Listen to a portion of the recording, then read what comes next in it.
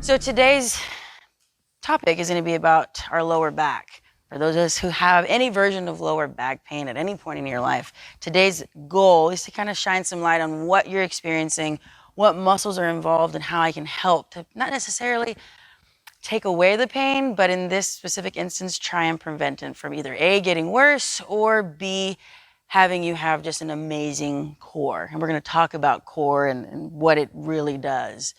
So lumbar spine injury prevention. I talked a little bit about the objectives. I'm going to talk to you about the muscles that make up the lower back trunk area. I'm going to talk about abdominal draw and maneuver versus abdominal bracing. That's a real big factor in terms of knowing what you're actually activating and what you probably aren't, okay?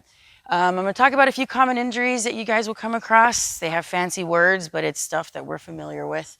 I'll talk to you a little bit about how you can actually assess yourself, what may be going on, and then at that point we can talk and, hey, this is what I did, this is what I think is going on. The more you know, the better. It makes my life easier. And then lastly, we'll talk about injury prevention exercises that you guys should be familiar with. I'm going to talk about progression. One thing that I get, not necessarily a lot of, but we actually talked about it yesterday. When you are working out or you're just standing there and you might have stepped wrong or turned wrong and you feel something catch or lock up and you can't move, those things are an insidious onset, and I really don't have the best explanation. But what we can do from ground zero, quote unquote, to now, right? I'm going to show you a progression of those exercises. All right. Moving on from there, let's talk about the actual muscles that make up the trunk. Okay, or the core, should I say. You have they're broke up into two systems, and this is just a general understanding of what is going on with what we know or what is known as local muscles, and I'll talk to you about what those are, and global muscles. And if you look at in the parentheses, local is purely for stabilization, but in a static setting. So right now you guys are seated, that's what is static. And then if we go to the global muscles, those are what we would call our sexy muscles, our six-pack. Those are the ones that are like, yeah, I want those to really shine. But that's not necessarily the case.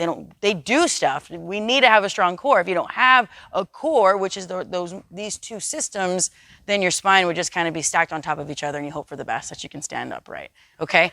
So these are the two systems that I really want to dive into today.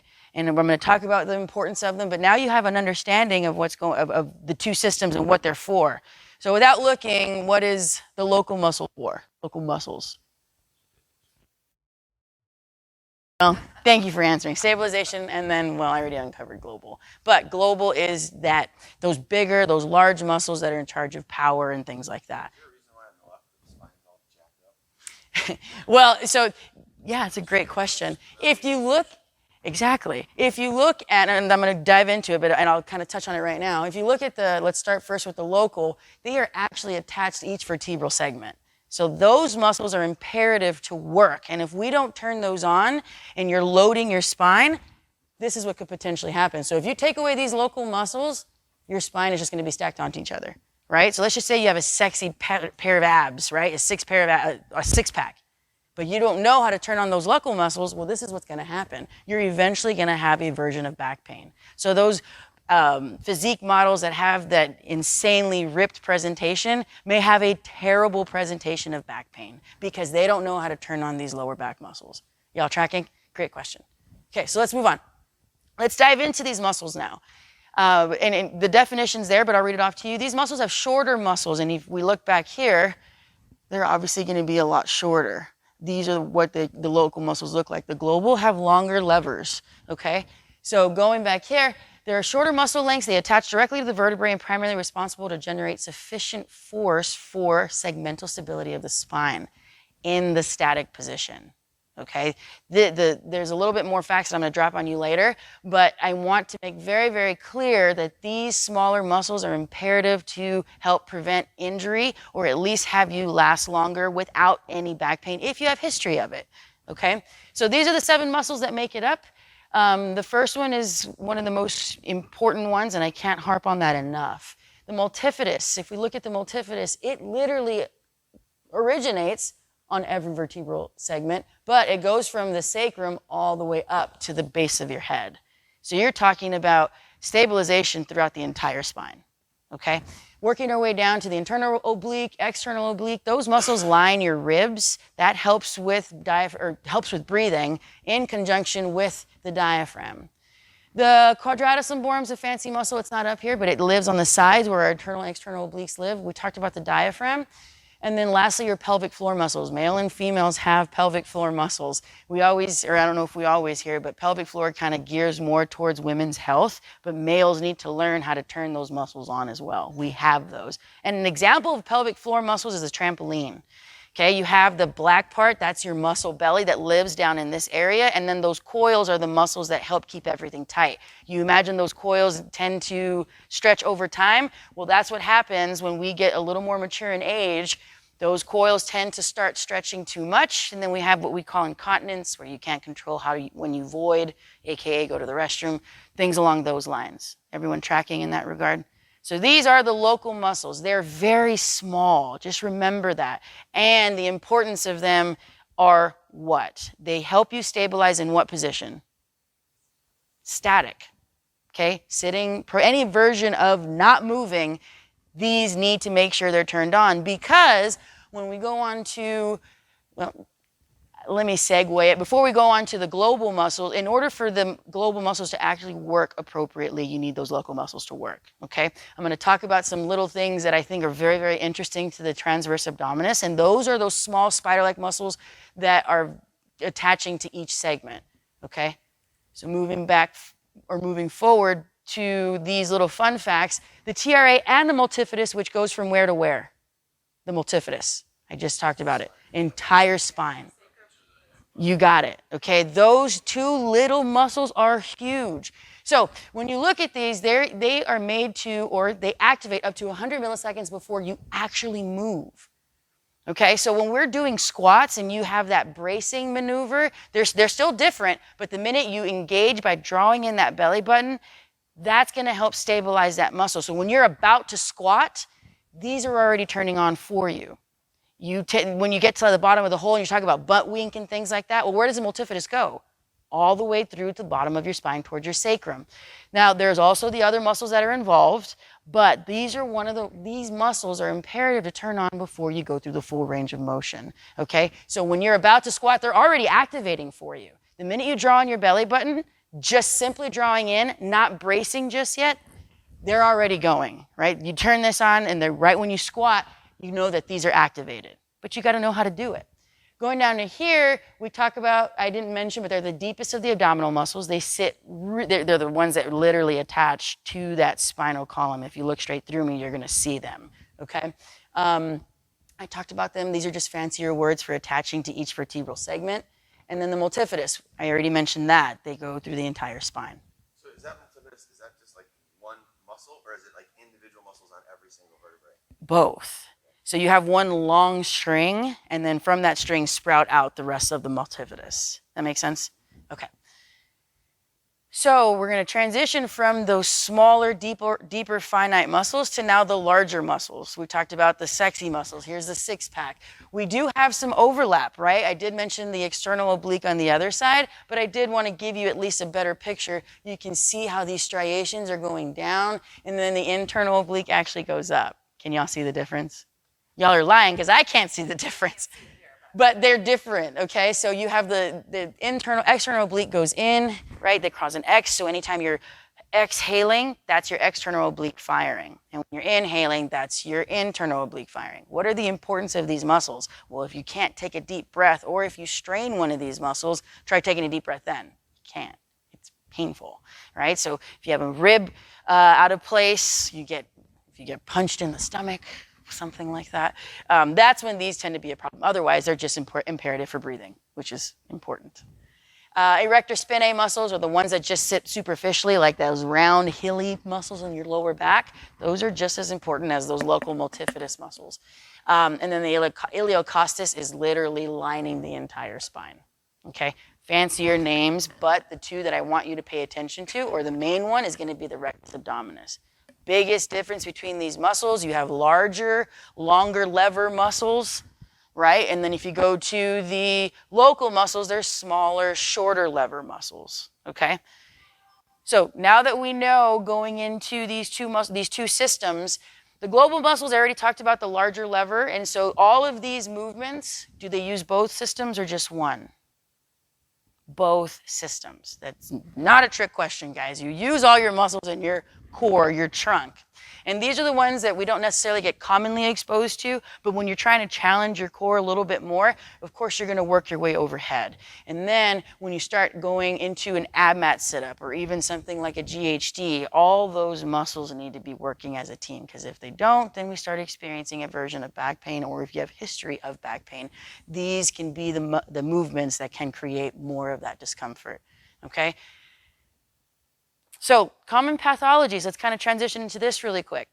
They are fancier terms, spondylosis, spondylolisthesis. When I was learning this back in PT school, my biggest feat was learning how to spell it, right? The only thing I really want you to take from these terms are the progression of it. So spondylosis is literally the wear and tear that our back has to go through every day. I am 32 years young, and that's how I'm going to term it, but I have 32 years of wear and tear on my spine. That's just what it is. And as we progress in age, we have that wear and tear that's necessary. You need that joint approximation in order to keep your spine healthy. Joint approximation is just that natural bone-on-bone impact. We need that. Let's progress now to the spondylolisthesis. This is what you see more in your gymnasts, your higher impact Olympic lifters. Anything that creates that sudden force and hits that lower spine, you're going to look at segmental movement that typically occurs at your L5, S1, which is lower in your spine. So if you think about any type of overhead movement, if you don't fire those two systems, the likelihood of this happening is not super high because you're not powerful in it, so to speak, in comparison to a gymnast. But these are some things that can happen. And going back to learning how to fire those smaller muscles that, again, attach at these segmental properties, we can essentially try and avoid this occurring. If you don't turn on those muscles that are attaching to each of these bony prominences, this is what could happen. This is not to scare you. This is just to shine light on those importance of those two systems. And the smaller muscles are which ones? Just name the general term. What's the smaller? That you're giving me specific. Local, right? The smaller muscles are the local muscles. And so these are imperative for these type of things, these ugly presentations. You don't want to see that. And you won't see that if you fire those local muscles in combination with which other system? Global. Very nice. Y'all are still on track. So let's keep moving forward. Another common injury, we've heard of this, right? Can someone read this off to me? That's the one that I hear common. I think I have a herniation. I think there's a disc that's moving or a bulge or something like that. And you can see the progression. You can see how you have a normal disc, which looks nice and pretty, everything's smooth. Then you have a degenerative disc where it starts that normal wear and tear. Do y'all remember that fancy word that I said? Spondylosis. That was a fancy word for just wear and tear. So we're now working our way into it. Have anyone heard of degenerative disc disease? Docs love to talk about that because you just need to hear that there's something going on, but that doesn't mean pain. As long as you're firing the muscles that help protect your spine, we should be okay. Moving on to the bulging disc, you can kind of see how it's protruding. It can go any direction. And then this is the one that I'm going to dive into, that herniated disc. You have the terrible example that's been used across the board is a jelly donut, okay? You have a disc, which is the breading, and then you have the nucleus pulposa, which lives inside of that jelly donut. I tend to go to it because it's the easiest thing to remember and to explain. You have compression, that jelly-like substance protrudes out, pushes on your nerve, creating pain, which can have radiating symptoms down your leg, etc. The only importance that I want you to take from this is that you can have a herniated disc but still not have pain. If it herniates and it doesn't really push, or it doesn't push on that nerve, you're fine. 1 in every 5 people have a version of a herniation, and you may not feel the symptoms. It's not hitting on the nerve. I don't want you to directly relate herniation with pain. You don't have to think of it that way as long as we are firing what two systems? Global. You guys are awesome. You're going to leave here knowing that at the very least. Bulging like about to herniate? Is that what's that? Exactly. Yeah, and you can kind of see how it's going to progress into this larger presentation. Okay? So moving on, let's see, how can you assess this? Let's see how strong your core really is, right? It's not necessarily going to tell us that I'm not telling you an assessment of how to see if you have a herniation, right? Besides symptoms, back pain, Okay, those are things that I just want you to be thinking of. If you're presenting with this, it might be because we're not working through a test like this. This is called a double leg lower test, and it's exactly that. Okay, what you're looking at is that abdominal draw-in maneuver, not necessarily bracing, right? Where you're creating a Valsalva maneuver where you're pushing and you're increasing intra-abdominal pressure in your thoracic cavity. You're just simply drawing in that belly button to turn on our local system. Okay, so I'm going to give you the general synopsis. This is a detailed explanation of it. You draw in that belly button, and you should be able to, if you look at normal through poor, you should be able to get to about this range and not have your lower back come off the ground, okay? So if you're way in this range and your back's already coming off the ground, that's speaking to those two systems that aren't firing appropriately, okay? So this is gonna let us know, hey, I got some work to do, and eventually you should get to where you're in this range, and it's one of those indicators that you may be less prone to injury. Going on to the next one, this one is a combination of assessment and an intervention. Same concept. You want to make sure you draw on that belly button. The only difference is now they have this version of a blood pressure cuff. You put that blood pressure cuff underneath your lower back, and then what you do is inflate it to a certain level, 40 degrees of mercury, something like that. It is 40. And then you have to maintain that pressure and be able to move your legs through a progression of where you're just extending your legs on the floor, then you got to lift your legs off the floor, then you got to eventually get to the double leg lowering, but this is just a more detailed way of doing it. Okay, so the only thing I really want you guys to worry about would be this. If you want to assess to see where you're at, this would be something more of, I would kind of facilitate this for you guys. Okay, so we got this test that I kind of want you guys to dive into, and we don't have to do it today. Challenge you to do it at home, see where you're at. Okay, and the way I want you to do it is try and think about segmentally moving through a chunk of space, a chunk of space, a chunk of space, and then the chunk of space above the ground should be about yay high. If you can't get close to the ground anywhere near it and your back's already arching, let me know, we can talk. Keep it simple. And let's talk about these exercises briefly. Abdominal hollowing, or the draw-in first, what you're doing, and I want you guys all to do this with me, you have what we call your ASIS, the bony part of your hips. Go ahead and touch that for me. Now what I want you to do is go finger breath in, meaning just slides right inferior and inferior right inside. Okay, don't dig too deep, just rest your hands there. Now what I want you to do is actively think about this, draw your belly button in. Do you guys feel anything come up into your fingers? Relax. Good. It should be subtle. If you draw on your belly button too much, it's almost going to move further away from your fingers. You should just simply draw in that belly button, and you should feel that activation of your TRA, transverse abdominis. Bony prominence, slide those fingers, finger breath in, belly button in, and you should feel a difference in the muscle activation. Okay? That's what I want you doing here. You can do this at home. I challenge you to do this at home. Do it in a hook lying position, so that way you can actively feel that muscle. Sitting up is a little harder to do, but I at least wanted to give you the landmarks. And I gave you a rep scheme, and I will email this out so we can review that later, or that can be reviewed later. Sauerman progression.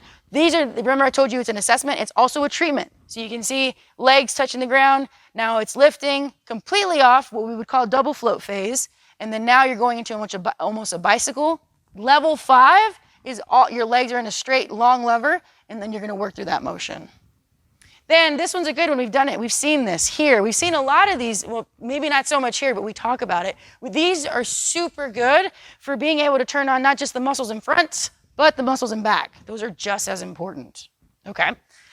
This is hollow to arch transition. If you notice, beautiful here, abdominal draw in, and then you want to try and activate by rotating and maintaining that hollow position and finish in arch, in the arch position, right? These are really good to do at home, right? If you're lying on your back, maintaining and then rotating, and then go back the other way. Those are going to help work all the muscles. Okay, let's move on from here.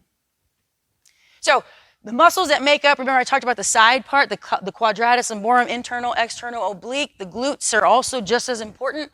The side plank progression, remember if you have that instance, which I hope it never happens to you guys, where you can't move, where you're stuck, A, you want to try and move through it the best you can, and B, you want to work on activating those muscles under your own volition. You turn them on, turn them off when you want, not when the pain tells you to.